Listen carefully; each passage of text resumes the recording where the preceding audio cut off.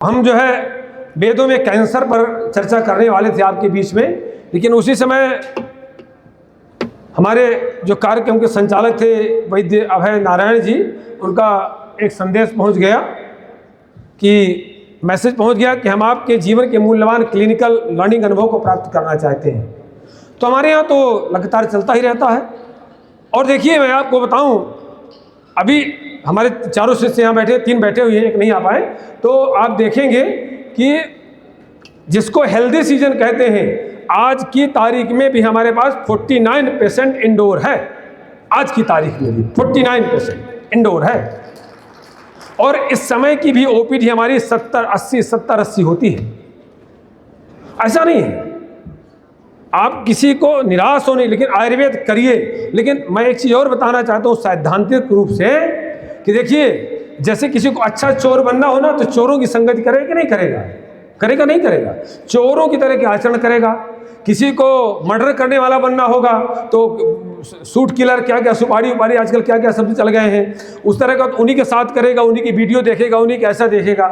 तो सब इसी तरह से अगर आपको अच्छा आयुर्वेदज्ञ बनना है तो हमारे जो ऋषियों ने लिखा है, जो परंपराएं उन्होंने बताई हैं, उनके अनुसार ही आपको चलना पड़ेगा। तो आप अच्छे आयुर्वेदज्ञ बन सकते हैं, क्योंकि उससे ऋषि प्रसाद प्राप्त होता है, ऋषि कृपा प्राप्त होती है। आपने सोचा कि हम मॉडर्न मेडिसिन वालों की तरह चल करके आयुर्वेद में सफलता प्राप्त कर लेंगे, तो जितने अंशों में आपकी ऋषिचर्या रहेगी, मैं ऋतुचर्या नहीं कह रहा हूं, जितने अंशों में आपकी ऋषिचर्या रहेगी, उतने अंशों में ही उसको आपको आयुर्वेद का लाभ मिलेगा। उतने अंशों में, उतने ही अंशों में आप अपने स्वयं विचार कर लीजिएगा, मुझ में कितनी ऋषिचर्या है, कितने अंशों तक, उतनी में सफलता है। 50% पहुंच जाएंगे, 50%, 70% पहुंच जाएंगे, 70%। तो जब अभय जी का हमारे यहाँ पहुंचा मैसेज, तो मैंने 2 केस तैयार किए। और एक तो कल तो हम डिस्चार्ज करके आए हैं, और एक अभी 23 से 24 को डिस्चार्ज करेंगे। और उस केस में हमने एक सूत्र अप्लाई किया। आपने सूत्र पढ़ा होगा, आहारम पचति सिखी दोषानाहार वर्जिता। आपने ये सूत्र पढ़ा होगा। और ये सूत्र मैं बड़ा स्पष्ट कर दूं कि ये क्षेम कुतूहल में भी है, और ये अष्टांग हृदय चिकित्सा के 1091 में भी है, और योग रत्नाकर के अजीर्ण रोग में भी है। यही बस थोड़ी शब्दावली बदली हुई है, दोनों अनुष्टुप छंद में है। आहारम पचति सिखी दोषानाहार वर्जिता।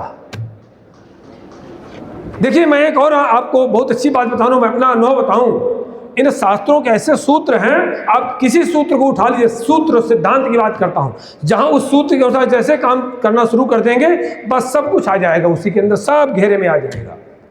अब हमने अपने शिष्यों को बताया, देखिए ये रोगी को हमने लिया और हम आपको इसी सूत्र पर काम करके दिखाएंगे। आहारम पचति सिखी दोषानाहार वर्जिता। सभी समझते हैं, जो हम पहले भोजन करते हैं ना, तो हमारी अग्नि जो है पहले आहार का पाचन करती है। हमारी अग्नि आहार का पाचन करती है, और जब आहार को नहीं पाती है वो, तो क्या करेगी? वो दोषों का पाचन करना, दोषों को समाप्त करना शुरू कर देगी, दोषों का नाश करना शुरू कर देगी, दोषों को खाना शुरू कर। पहले तो आहार को खाएगी, और जब उसको आहार नहीं मिलेगा तो दोषों को खाना शुरू कर देगी। अब इससे इसी सूत्र से आप लंघन में आ जाइए, जहां पर आपको खटकन बताए गए हैं, लंघनम ब्रंघनम काले। माने जैसे ही आप लंघनत्व को प्राप्त करेंगे, जैसे ही आप, तो आप ये सूत्र तुरंत वहीं पर फिर पहुंच जाएगा, दोषानाहार वर्जिता। 19 दिसंबर 2025 को अयोध्या जी से एक प्रसिद्ध एडवोकेट हैं, श्रीमती अनीता पाठक। ये केस और नाम जो उनकी सहमति से है, इसलिए हमें कोई दिक्कत नहीं है, कानूनी कोई दिक्कत नहीं है। और उनके भतीजे हैं स्वप्निल पाठक, 33 साल उनकी उम्र है। ये जो एडवोकेट है अनीता पाठक, ये तो अयोध्या जी से है, लेकिन उनके भतीजे हैं, ये बथैया वीर सुल्तानपुर से हैं। ये हमारे यहाँ 19 दिसंबर को आए। उन्होंने बताया, जो उनके साथ वाले थे, मुकदा अनीता जी ने बताया कि ये अच्छी नौकरी में है छत्तीसगढ़ में, और वहीं से इनको मद्यपान की लत करेगी। उम्र कितनी है? 33 वर्ष। और ये हमारी डॉक्टर रितिका बैठी हैं, ये जयपुर से हैं, मेरी शिष्य हैं, इन्होंने इस पर काम किया है। क्योंकि मैं तो इनको बता देता हूँ भाई आप जाओ, मैंने आपको गाइडलाइन दे दिया, काम आपको करना है, जहाँ समस्या आएगी हम बताएंगे। इन्होंने बताना शुरू किया। 1 माह पहले भूख समाप्त हो गई थी, प्यास बढ़ने लगी थी, चक्कर आने लगा था, सांस फूलने लगी, मलमूत्र अवरोध, उदर और पैरों में सूजन, पेट में चिकनापन। लेकिन रुग्ण का जो सत्व था वो प्रवर था, रोगी का जो सत्व था वो बहुत प्रवर था। मैंने कैसे पहचाना? क्योंकि हमारे जिस समय मैं रोगी का निदान कर रहा था, परीक्षण कर रहा था ओपीडी में, उस समय राकेश बाबूजी ठीक सामने बैठे हुए थे। तो मैंने कुछ कहा तो इन्होंने कुछ उस पर व्यंग्य किया, कटाक्ष किया। इन्होंने कहा कि बहुत बुरा फंस गए हो। उसने कहा कि ऐसा नहीं फंसा हूँ कि निकल ना सकूँ।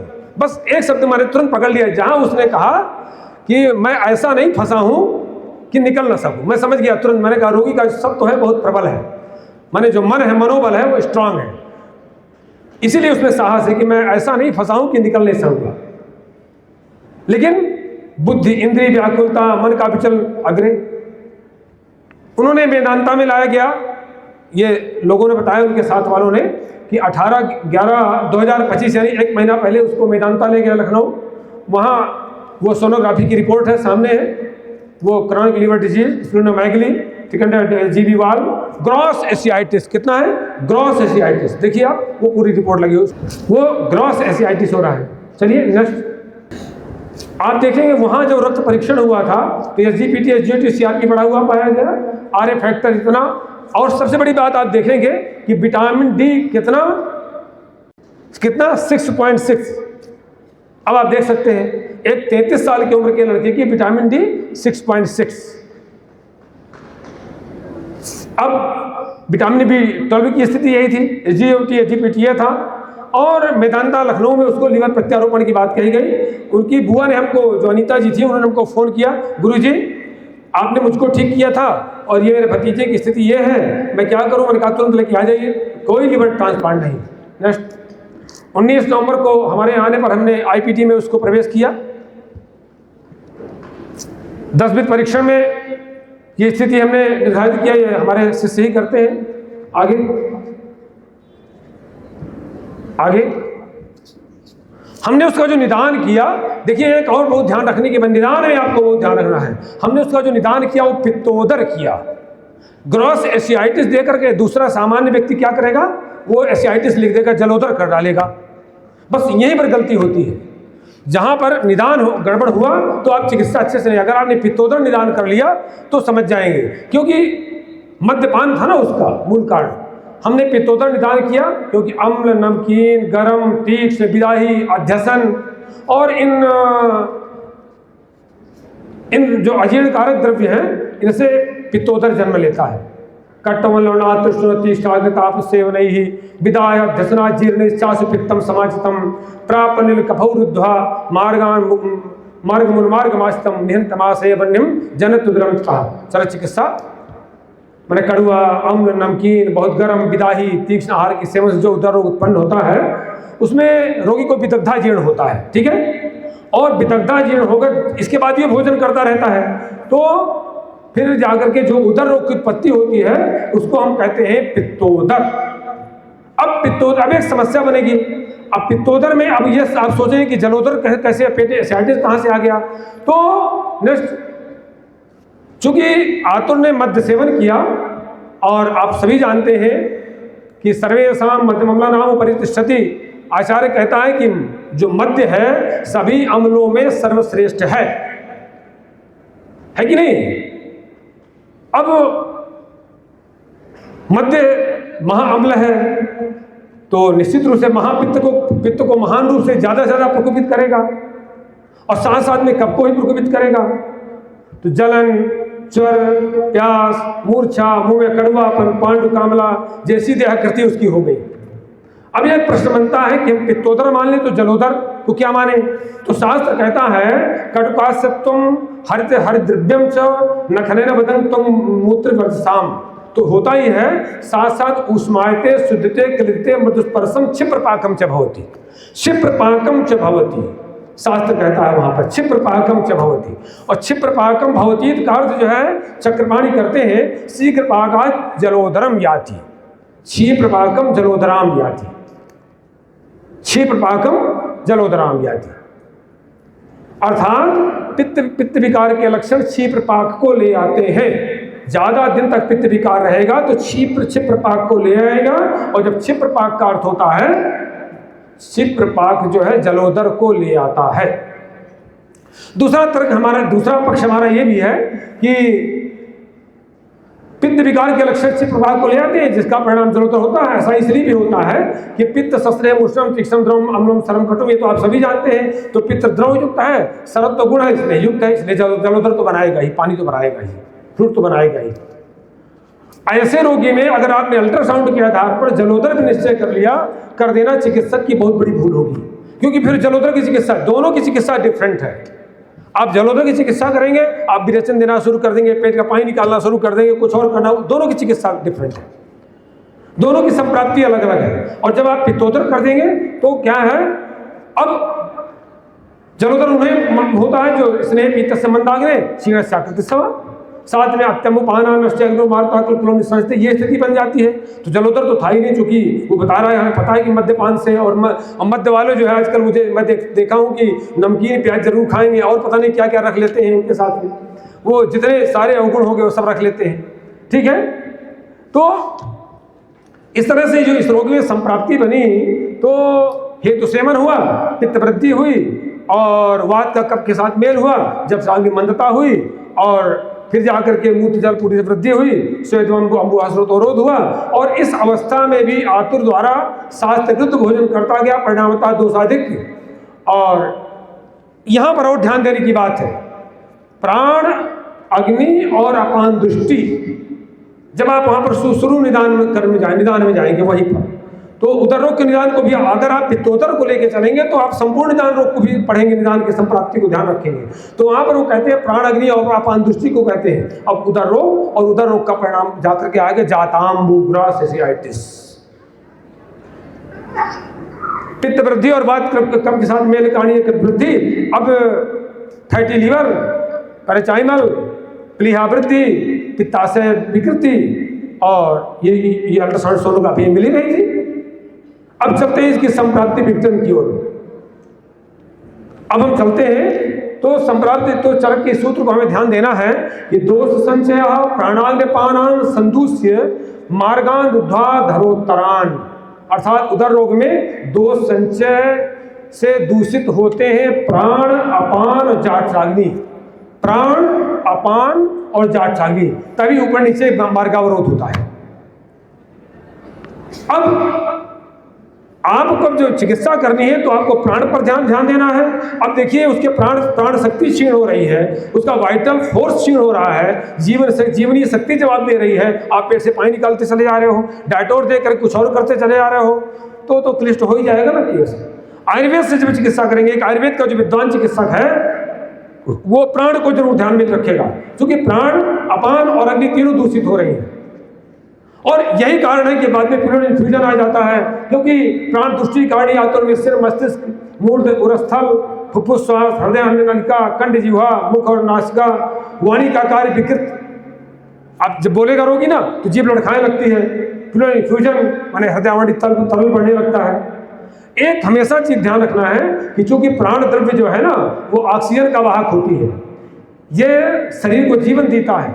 इसीलिए भगवान धन्वंतरी ने आचार्य सुश्रुत को बताते समय इस प्राण को देह धृग भी कहा है, देह धृग भी बताया है। अब प्राण शक्ति निर्बल हुई, जैसे ही दूषित हुई प्राण शक्ति, तो बुद्धि, इंद्रिय, मन, धमनियों क्रियाओं का भी संपादन अस्त व्यस्त हो जाएगा। आप जिस समय आपने आयुर्वेद कॉन्सेप्ट से रोग को देखना शुरू करेंगे ना, तो जब आपको पता है कि शरीर इंद्रिय सत्वात्मा संयोगो धारी जीवितम और नित्यकृत चारुबंधन से आयुरुचिते, जब आपको पता है कि आयु का निर्धारण मन, आत्मा, शरीर और इंद्रियों उनके साथ होता है। किसी व्यक्ति की आयु 4 पर निर्भर है, चारों का अनुबंध से आयु कही जा सकती है, तो आप चारों को ध्यान रख के चिकित्सा करेंगे। और ये चिकित्सा की व्यवस्था केवल आयुर्वेद में है और आपकी सफलता बड़ी इसी में है। अगर आपने केवल शरीर को ध्यान में रखा तो कुछ नहीं होने वाला है। हमारे यहाँ पूरा ध्यान वहीं पर जो है देवास्त्र की बात आई, जो मैंने पहली बात कही। ये आप देव व्यापार से ठीक करेंगे आप। तो जैसे ही प्राण शक्ति निर्बल हुई तो ये बुद्धि, इंद्रिय, मन, धमनियों की क्रियाओं का संपादन अस्त व्यस्त हो जाता है। श्वास और उच्छ्वास, शरीर में आहार की प्रवेश की जो क्रिया है वो भी असंतुलित होने लगती है।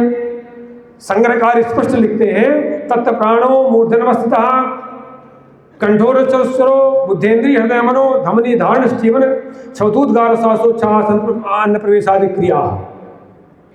अब एक एलोपैथ डॉक्टर देता रहे एंजाइम्स, एपेटाइजर देता रहे, क्या होने वाला है? अपान दृष्टि के कारण ही पक्वाशय, वृषण, बस्ती, गुद और आंतों क्रियाओं में विकृति आ जाती है। और आप जब जो डायग्नोस और तो शरीर में अनेक प्रकार के लक्षण प्रकट हो जाते हैं, मल, मूत्र, शुक्र, आर्तो आदि क्रियाएं बिगड़ जाती हैं। यहाँ पर आपको ध्यान देना है कि प्राण और अपान के सबल, संतुलित, स्वस्थ और अधिकृत रहने से ही जाठराग्नि क्रिया सम्यक रहती है। ये मैं रोज पढ़ाता हूँ अपने शिष्यों को, रोज पढ़ाता हूँ। प्राणापान समानस्तु सर्वता पवनस्त्र भी दायते पालते चापी स्वाम स्वाम गति अवस्थित आई। ये मैंने अनुराधा से भी उस दिन भी पढ़ा दिखवाया था मैंने। ये हमेशा तो इस प्रकार जब ऐसे उदर रोगी में प्राण और अपान की दृष्टि के कारण ही ये लक्षण सामने आ जाते हैं। मन का असंतुलन, मन का अप्रणयन, अवसाद, उत्साहहीनता, हृदय क्रिया की विकृति, अधीरता, बुद्धि विचलन, धमनियों की विकृति, मनोविकृति, स्मृति भ्रंश, मेधा भ्रंश, श्वास उच्छ्वास का असंतुलन, देह पतन, अग्नि विकृति, सोम विकृति और वायु विकृति, सत्व विकृति, रजत विकृति, तम विकृति, पंच ज्ञानेंद्रियों की विकृति, पंच ज्ञानेंद्रियों के विषय, शब्द रूप रस गंध स्पर्श की, शब्द स्पर्श रूप गंध की ग्रहण की विकृति, निमेष की विकृति, निमेष और उन्मेष की विकृति आ जाएगी। मलमूत्र का धारण विसर्जन कार्य स्तरस्त हो जाएगा। मूत्राशय, गुदावरांत का कार्य स्तरस्त हो जाएगा। लेकिन भारत का दुर्भाग्य ये आप देख लीजिए कि एलोपैथी चिकित्सा में कि जितने तरह के लक्षण उतनी तरह की दवाएं लिखी जाती हैं। ये जरूर लिख देंगे आपने बता दें नींद नहीं आती, चलो ये खा लो, ये नहीं आता तो ये खा लो। अरे भैया थोड़ा विचार करिए। लेकिन आयुर्वेद में व्यवस्था नहीं है। आयुर्वेद तो एक बहुत कायदे का अच्छी संप्राप्ति ढूंढ कर संप्राप्ति विघटन पर कार्य करेगा। संप्राप्ति वो अच्छी तरह सारी बातों को समझ करके संप्राप्ति विघटन पर बात करेगा। फिर प्राण शक्ति में आई हुई विकृति के कारण ही असंतुलित भाव दशा, मनोदशा, फिर शारीरिक रुग्णता, उसे कारण की खोज करके उसे संतुलित कर और प्राण शक्ति को सबल, स्वस्थ, निर्विकार, जागृत करने का कार्य कर रोगी को निरोग करने का उपक्रम इस पर तक नहीं किया जाता मॉडर्न मेडिसिन में। इसलिए आवश्यकता है आयुर्वेद के संवर्धन और जन जन तक पहुंचाने में अच्छी क्रांति लाने की, जैसा ही हमारे वैद्य अभय नारायण जी काम कर रहे हैं। हमने जो है तो अपने शिष्यों को शिक्षण देने के उद्देश्य से हमने इस आतुर में संप्राप्ति विघटन निर्माण के सूत्रों का आधार लिया, जो हमने प्रारंभ में भी बता दिया है। आहार अग्नि पचित दोषान आहार वर्जिता, जो तीनों आपके सामने हैं। स्पष्ट है कि अग्नि पहले खाए पिए आहार का पाचन करती है और आहार के न मिलने पर दोषों का पाचन करती है। हमको यही सूत्र के आधार पर काम करना है, संप्राप्ति विघटन हमको इसी पर करना है। तो इसलिए सबसे पहले हमने पथ्याहार का चयन किया। चूंकि हम इस सूत्र पर काम कर रहे हैं ना, तो हमको आहार पथ्याहार का चयन करना पड़ेगा ताकि ऐसा आहार जो लंघनत्व की प्राप्ति करा दे उसको। तो इसलिए हमने पोषक, दीपन, क्षारीय, ओजवर्धक, सारक और शास्त्र सम्मत। आपको वो भी ध्यान रखना है कि विटामिन B12 उसका बहुत कम है, विटामिन D3 उसका 6.6 है, ये भी ध्यान रखना है। तो हम आहार का चयन करेंगे। हमने इसलिए आहार का चयन किया, केवल आहार में एक एक रोटी जौ की एक एक रोटी और गोदुग्ध सेवन का निर्देश दिया। केवल 22 ग्राम में 250 से ऊपर देसी गौ माताएं हैं, गिर गायें हैं, बढ़िया चकाचक वहाँ दूध होता रहता है, ओरिजिनल अच्छा दूध मिलता रहता है। तो अच्छा ये चीज़ है कि रोगी के अंदर ये समझ लिया जाता है कि रोगी पहले से क्या जो है कि ऐसा नहीं फंसा हूँ कि मैं उबर ना पाऊँ, ये शब्द थे उसके। तो अब जो है इस तरह से, चूँकि आचार्य कहते हैं कि इस तरह का आहार आपको चयन करना है। तो नेक्स्ट आगे चलिए। जौ की रोटी क्यों जोड़ी गई? क्योंकि यवजा रोटिका रुच्या मधुरा विषदा लघु मन शुक्रान करीब बल्याहंति कफामयान। क्योंकि जौ की रोटी की एक विशेषता है कि एक तो रुचिकर होती है, मधुर होती है, विशद होती है, पचने में हल्की होती है। ये पचने में हल्की होती है गेहूं की अपेक्षा, किंतु बलवर्धक होती है और सबसे बड़ी बात है कफानुबंधी रोगों को नाश करती है। ये इसलिए हम लोग वहाँ पर मोस्टली जौ की रोटी प्रयोग कराते हैं, या थोड़ा बहुत गेहूँ मिलवा दिया, ज़्यादा मोस्टली जौ का ही प्रयोग होता है। जौ का दलिया, जौ का प्रमथ्या, जौ की पेया, जौ की रोटी, यही रोगियों को प्रयोग कराए तो कि ये लाभ मिल जाता है। और दूसरी बात क्या है, वात पित्तासनासनम जरा समत रोगणाम, ये दूध की विशेषता है। ये दूध, गाय का दूध वात रक्त पित्तनाशक है, नियमित सेवन करने वाले जरा, बुढ़ापा, सभी रोगों की शांति देता है। और सतोष्णम कफवातघनम, अगर इसको उबाल कर लिया जाता है तो ये कफवात का भी शमन करता है। ये तो गुण रखता है, जैसे गुण के अपने गुण से कफ को बढ़ाना शुरू कर देता है, तो वो कच्चे दूध के गुण है लिखे हैं वहाँ पर। अब क्या हुआ, जब इस तरह को उसको हमने लघु आहार दिया तो आतुर की जो बची खुची अग्नि थी वो इस लघु को, इस हल्के आहार को पचाने लगी। और जब इधर क्या है कि गाय का दूध और अपने ओजवर्धक गुणों से धात्वग्नियों को व्यवस्थित करने लगा। धात्वग्नियों के व्यवस्थित होने से भूताग्नि और जाठाग्नि का कार्य भी सम्मत होने लगा।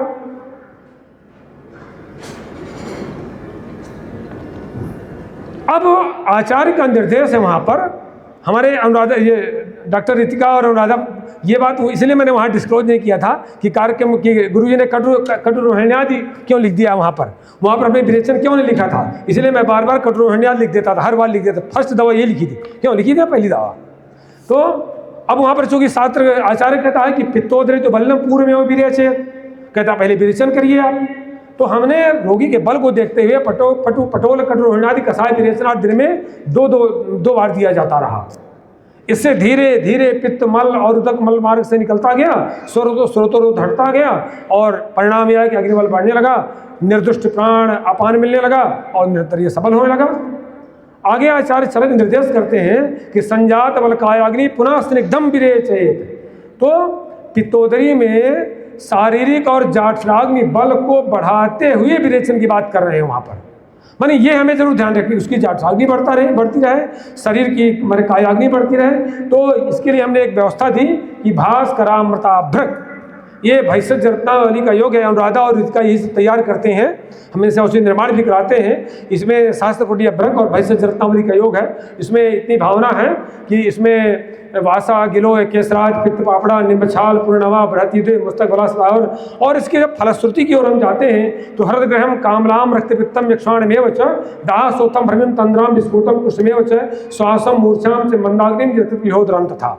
ये इतनी जगह काम करता है। ये भास्करामृताभ्रक इसमें दिया गया, रोहित का आदि लौह 500 मिलीग्राम और त्रिफला चूर्ण 6 ग्राम। तो कई बार हम लोग घनबटी प्रयोग कर देते हैं, कई बार चूर्ण का प्रयोग करते हैं, 2 बार द्रोण पुष्पी, ये इसमें भी कई बार घनबटी प्रयोग करते हैं, कई बार क्रू पाउडर प्रयोग करते हैं। ये दूध से कुमारी आशा और रोहितकार इसका प्रयोग किया गया, और दिन में 2 बार। और क्षीर का प्रयोग तो चलता ही रहा आगे। और अब रोगी में लगातार विरेचन होता रहे, मृदु विरेचन होता रहे, इसलिए रोगी के बल को ध्यान में रखते हुए और विरेचन धर्म के लिए हमने पटोल कटुरोहिण्यादि कषाय का निरंतर सेवन प्रयोग किया जाता रहा। साथ साथ दूध का प्रयोग प्रोपस्थिकर में किया जाता रहा। इस प्रकार जो है कायाग्नि जठराग्नि, जब अब ध्यान दीजिए, जैसे ही जाठराग्नि ने माने लंघनत्व पाए जाने से पहले आहार को बचाती थी, और जब रोगी को भूख चुके हमने एक निश्चित मात्रा ली दिया कि इतना दूध 3 घंटे में आपको लेना है, तो 200 का पाचन करने उधर 200 का पाचन भी होता गया और निर्हरण भी होता गया। आगे हाँ, एक और चीज थोड़ा सा पीछे करिए, एक और चीज बता दें देव व्यपाश्रय की बात। आतुर स्वप्निल को देव व्यपाश्रय चिकित्सा की ओर उन्मुख किया। यद्यपि वहाँ पर प्रत्येक रोगी को हम देव व्यपाश्रय की ओर उन्मुख करते हैं, क्योंकि विशेष रूप से उदर रोगों में साफ कहा गया है पापम च कुर्वताम। कहीं ना कहीं रोगी से पाप कर्म होता है या हुआ है, तब उसको उदर रोग है। अगर उदर रोग है तो पाप कर्म भी शामिल हैं, और वो पाप कर्म देव व्यपाश्रय से ही जाएंगे। तो इसलिए उधर रोगियों को देव व्यपाश्रय चिकित्सा, जप, यज्ञ, हवन, तीर्थ सेवा, गुरु सेवा अवश्य करनी चाहिए। स्वप्निल पाठक आयुष चिकित्सालय में नित्य चलने वाले यज्ञ, हवन, रुद्राभिषेक, मंत्र जप में 5:30 बजे उपस्थित हो जाते हैं। चूँकि वहाँ दिनचर्या 4 बजे शुरू हो जाती है, तो 5:30 बजे नित्य उपस्थित होते रहे। इससे प्राण शक्ति का चिकित्सीय लाभ मिलता है। 30 नवंबर को हम जब उसका जांच कराते हैं तो देखिए, चलिए आगे बढ़ाइए, जस्ट ये रिपोर्ट देखिए, वो दिखाओ, इलाज करो। आप ये पहली बार रिपोर्ट देख ही चुके हैं, नो एसियाइटिस,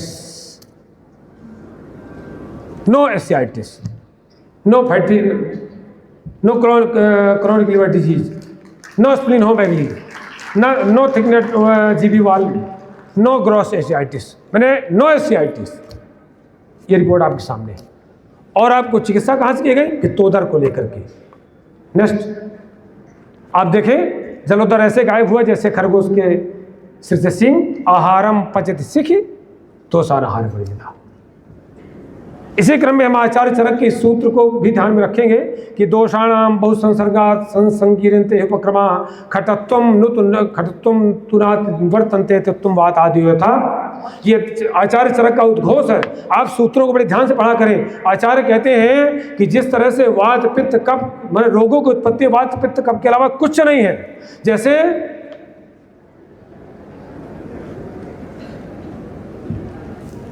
यथा शकुनी सर्व परिभ्रमणों स्वच्छायां नातिवर्तन तथा वात पित्त कफादया। जैसे शास्त्र चरक कहते हैं कि जिस तरह से पक्षी जो है पूरा दिन घूमता रहे, अपनी छाया को छोड़ नहीं पाता, इसी तरह से हमारी जो रोगावस्था है या रोग की उत्पत्ति वात पित्त के कफकों की अवस्था को बनाए रखते हैं, उसके द्वारा ही रोग की उत्पत्ति होती है। इसी तरह से चरक कहते हैं कि आपको ध्यान देना है, जो खटकर्म है ना, लंघन, रंघन, श्रेहन, रुक्षण, स्वेदन, स्तंभन, इनका चिकित्सा में आप इनका उल्लंघन कर ही नहीं सकते। इन 6 चीज़ों को ध्यान में रखिए तो आपकी चिकित्सा होती चली जाएगी। इससे बड़ा उद्घोष क्या हो सकता है? देखिए, अब ये आप लोगों ने सभी पढ़ डाले हैं। आचार्य चरक उल्लंघन के 10 प्रकार बताए हैं, जिसमें 4 संशुद्धि और ये सब है ही। आगे नेक्स्ट, इस प्रकार संशुद्धि कर्म में हमने मृदुविरेचन, निरुवस्ती का प्रयोग किया, लघुताई, यत्किंचित लाघव कर्म देह लंघनम तदलंघनम स्मृतम, केवल दुग्धाहार जौ की रोटी का पथ्याहार देकर लघुता उत्पन्न की, पिपासा रोक करके पानी बिल्कुल नहीं देते हम, सबको मालूम है, इनको भी मालूम, पानी एक बूंद नहीं देते हैं, कहते हैं पानी बिल्कुल नहीं पियो, आपको दूध है पानी तो मिल रहा है, और क्या मिल रहा है।